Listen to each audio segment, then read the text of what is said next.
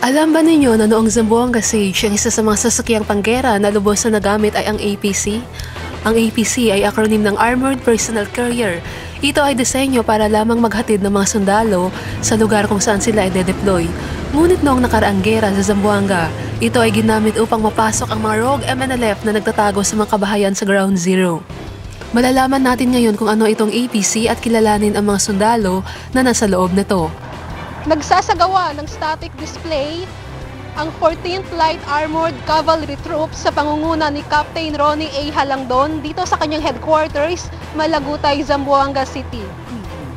Ganito ang senaryo ng static display ng 14th Light Armored Cavalry Troop na nasa ilalim ng Mechanized Infantry Brigade na isinagawa sa kanilang headquarters kahapon, Agosto 11, 2014, kung saan tuwang-tuwa namang nasaksihan ng mga miyembro ng 4-Piece o Pantawid Pamilyang Pilipino Program at ilang Internally Displaced Person o IDP mula sa Barangay Ayala.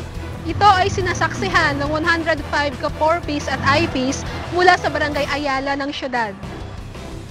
Ang APC o Armored Personnel Carrier Team ay binubuo ng 10 katao. Ito ang mga sumusunod. Ang team leader na siyang nagmamando sa buong grupo at responsable sa operasyon nito. Ang Armored Vehicle Driver na siyang nagpapatakbo at nagmamaniobra ng sasakyan. Nagmamatsyag para sa grupo habang sakay niya ang mga ito. Ang Gunner na siyang nagmamaniobra at nag-ooperate ng baril o kanyon sa tuktok ng APC. Sharing radio telephone operator ng grupo at ang squad leader na siyang namumuno kapag wala sa sasakyan ang team.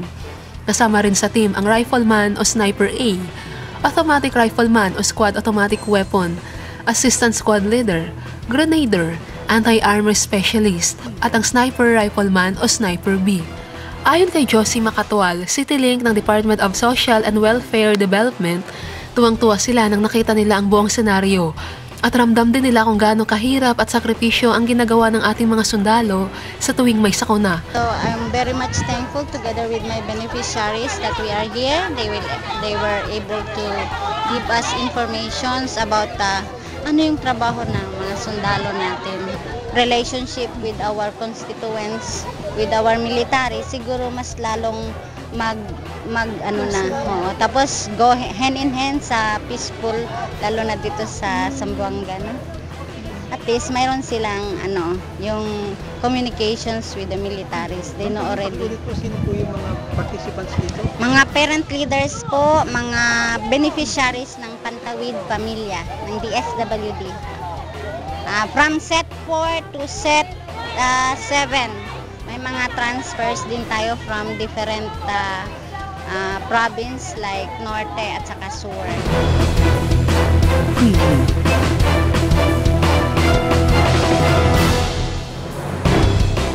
Bukod dito, ang mga nagpartisipa ay tinuruan din ng tropa ng 14th LAC ng basic first aid upang sa ganon ay maalagaan nila ang kanilang sarili sa anumang mga iba't ibang uri ng insidente. So this morning, binigay sa amin yung first aid.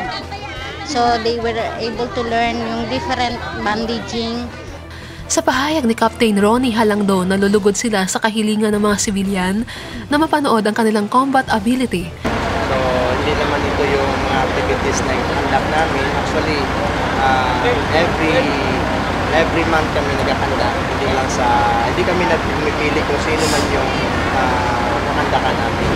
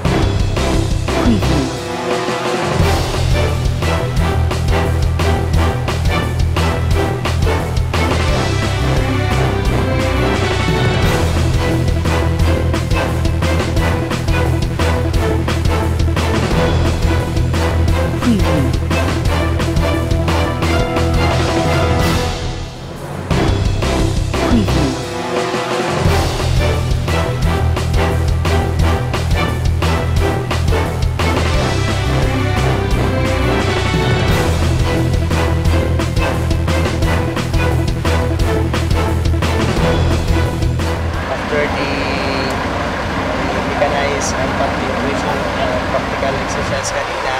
So ito susunod natin yung joyride.